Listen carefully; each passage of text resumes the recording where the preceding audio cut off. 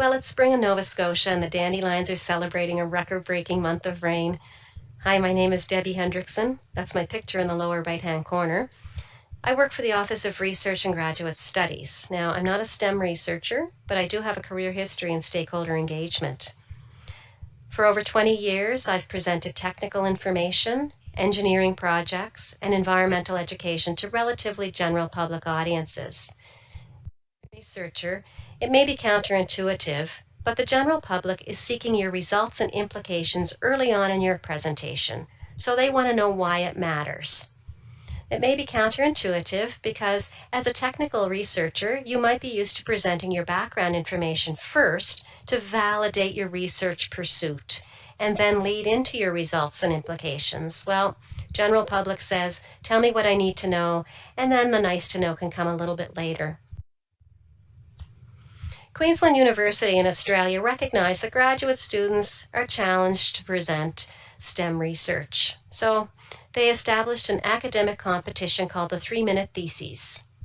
The 3-minute Thesis is now practiced worldwide, and basically it allows competitors 3 minutes with one static slide to present the scope of their research to a non-specialist audience.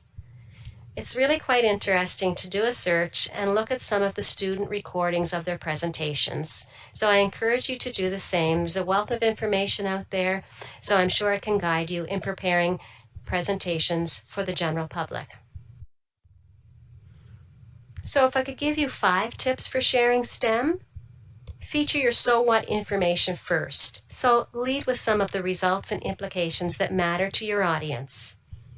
Use plain language. So avoid technical jargon. And to back check that, practice your presentation with a non-technical person. They can help affirm that you've used terminology that can be easily understood by the general public.